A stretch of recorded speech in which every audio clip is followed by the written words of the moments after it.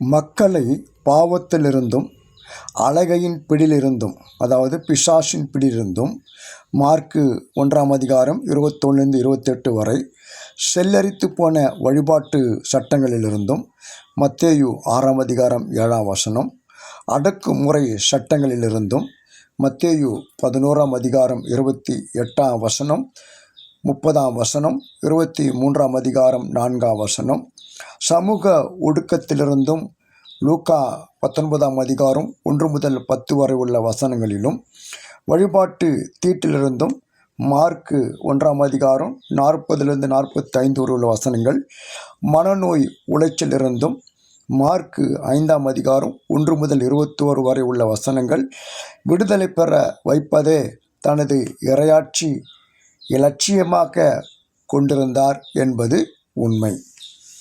அக்காலத்தில் இடையர்கள், முடி திருத்துவோர், ஆடை வெளுப்போர், தையல்காரர், வரி தண்டுவோர் அதாவது வரி வசூலிப்போர் ஆகியோர் பாவிகளாகவும் தீட்டுள்ளவர்களாகவும் கருதப்பட்டனர்.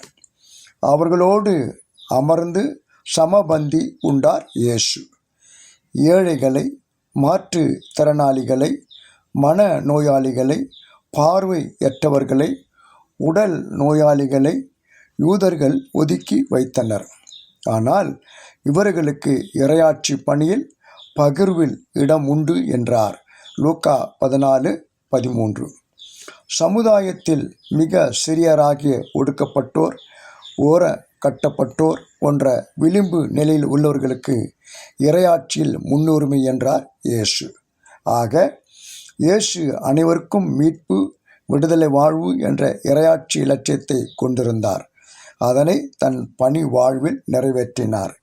இன்றைய நாளில் நமது கிறிஸ்துவ சமூகம், திருச்சபை கொண்டிருக்கின்ற லட்சியம் என்ன? சிந்திப்போம், செயல்படுவோம். கடவுள் உங்களை ஆசீர்வதிப்பாராக. ஆமென்.